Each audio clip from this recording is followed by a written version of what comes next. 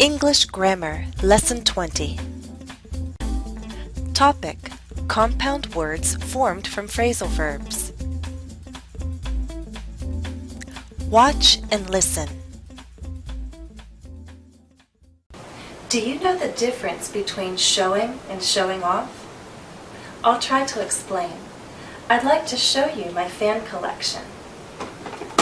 It's not very big, but it's special to me. I have 4 white fans.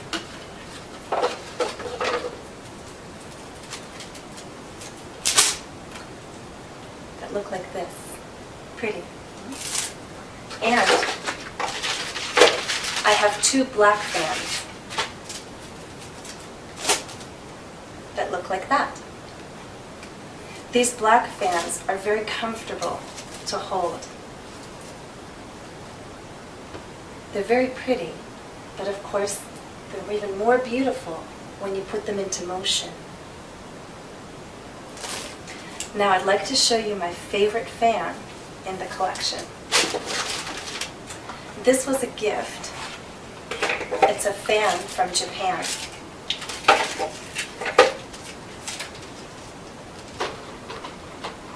It's beautiful, isn't it? I like looking at it almost as much as I like using it. But of course when you use it, you can really admire the beauty. I remember most of the tricks I used to do with this fan when I danced. That was showing off just a little bit. So before you start thinking of me as a true show-off, we're going to talk about compound words formed from phrasal verbs. Let's first make the difference clear between showing and showing off. Show is a verb, and as you know, it means to let someone see something. For example, I want to show you my fan collection. Do you want to see it? Show off is a phrasal verb. We have the verb show and the particle off. When we put these 2 parts together, we have a new definition. To act in a way so that people will admire you, or to try and win people's respect for what you have or what you can do. For example, Jennifer was showing off with her fans. She thinks people will find her dance moves interesting. Alright, now that we're clear about that difference, let's move on. Let's look at this sentence. Please don't think I'm a show-off.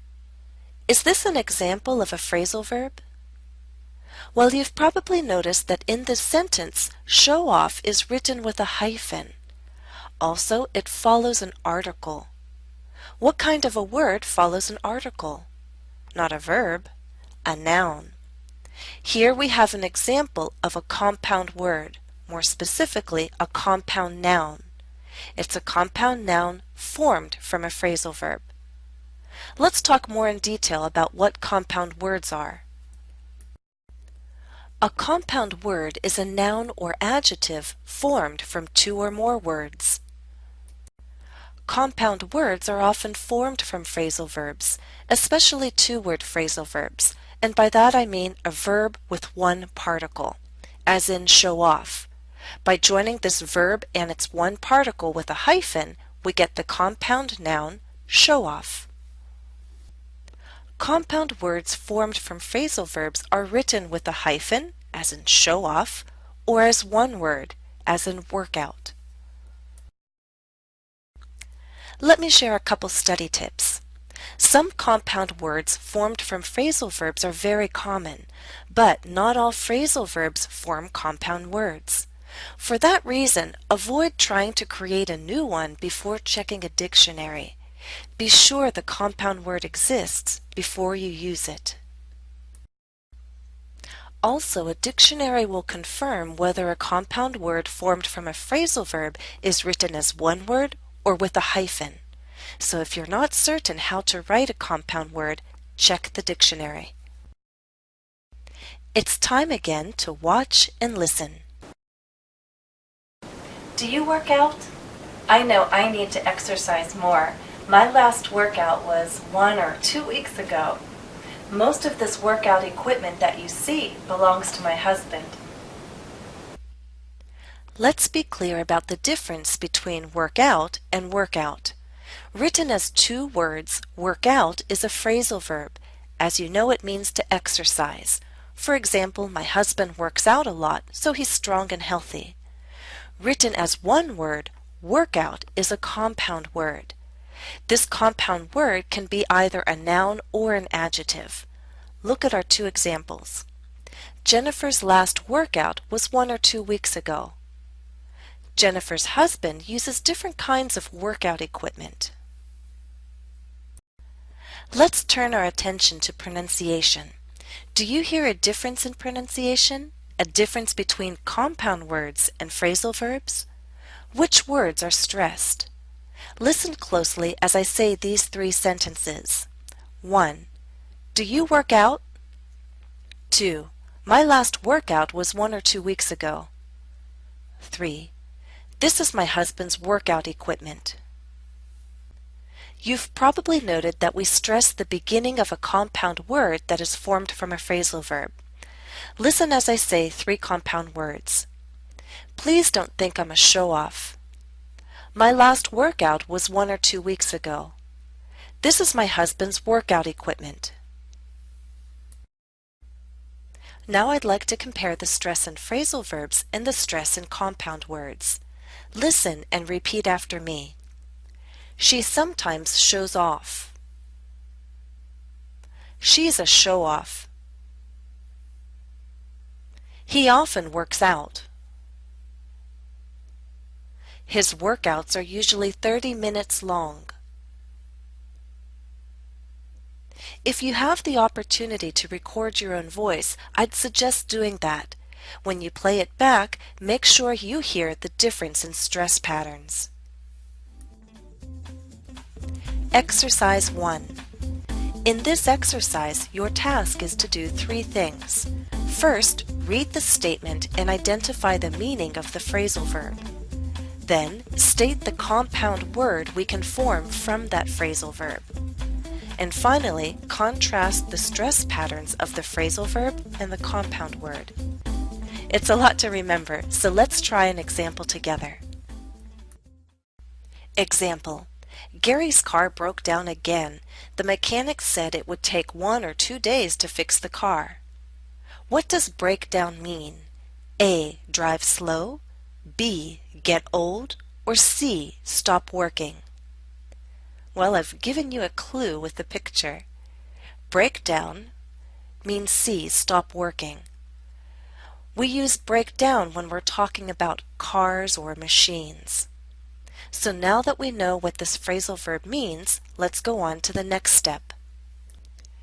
If a car breaks down on the highway, there is often a special lane on the far side of the road for the driver to pull into.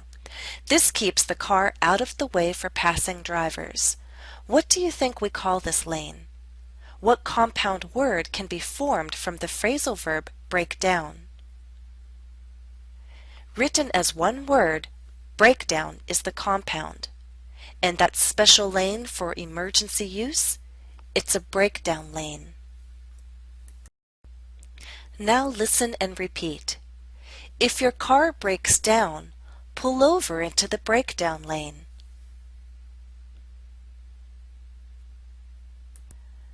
Now I'd like you to try number 1. The child looked out the window with excitement as the plane took off. Soon she could only see clouds. What does take off mean? A. Rise off the ground, B. Land on the ground, or C. Come to a stop? The answer? A. Rise off the ground. Alright, we know when a plane takes off, it rises off the ground and flies into the air. But what do you think we call this event? What compound word can be formed from the phrasal verb take off? Written as one word, the compound is take off. Listen and repeat. We sat in the airport and watched the planes take off. The man had never flown before, so he was a little nervous during takeoff.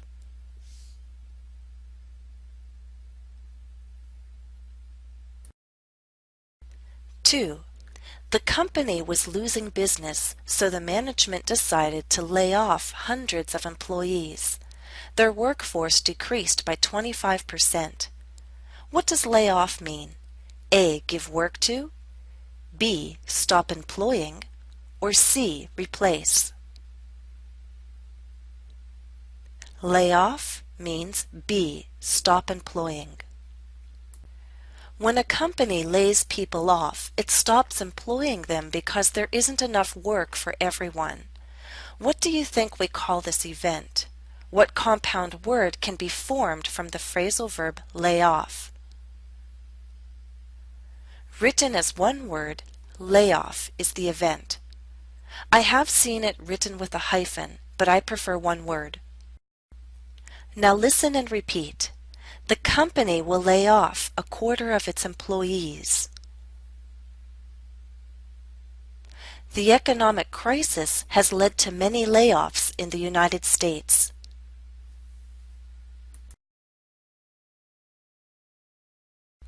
Three.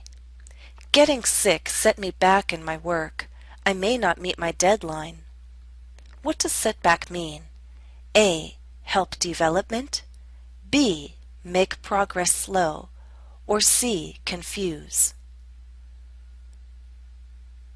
The phrasal verb setback means B. Make progress slow. When a problem sets you back, it makes your progress slow. So what do you think we call this experience? What compound word can be formed from the phrasal verb set back? Written as one word, setback is what a person can experience. It's a compound noun. Now listen and repeat. The builders arrived late. Work on the house was set back a few days.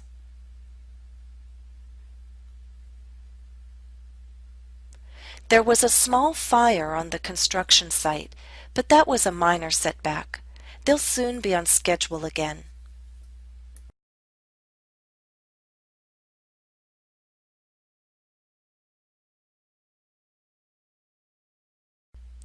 There's more I'd like to tell you.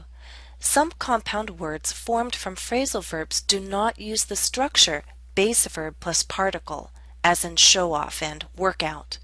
Instead, their structure is past participle plus particle. The past participle, as you'll recall, is the third form of a verb. For example, eat, ate, eaten, do, did, done. So let's look at examples of these compound words that use the structure past participle plus particle. I'll give two examples.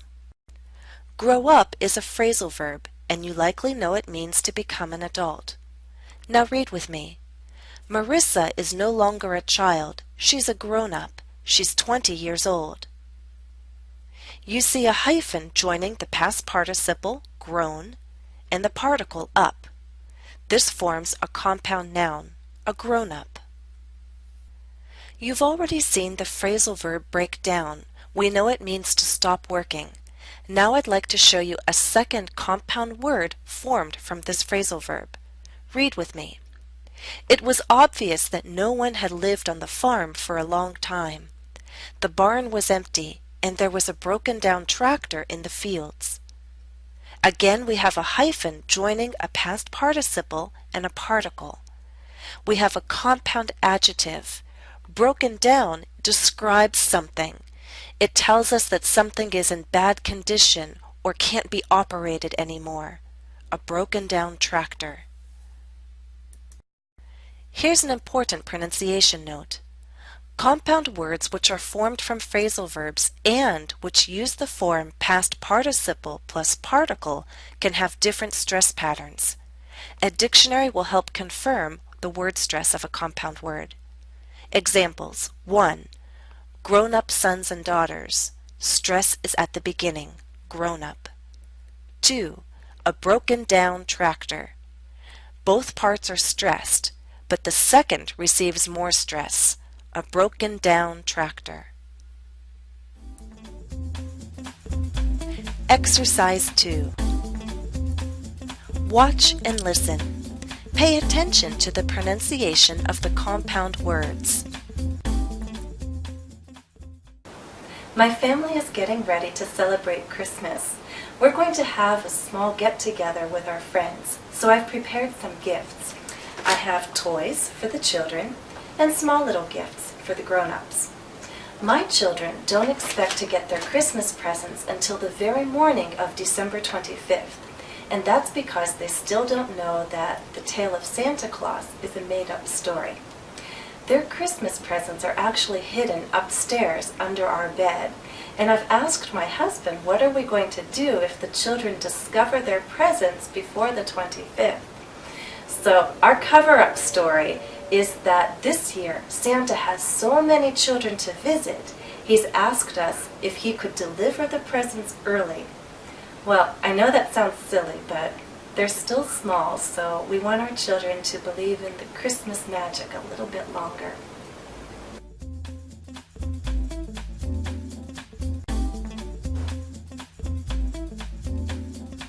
Additional practice for this lesson is available at EnglishCafe.com. My username is JenniferESL. Follow the direct link listed in the video description. That's all for now. Thanks for watching and happy studies.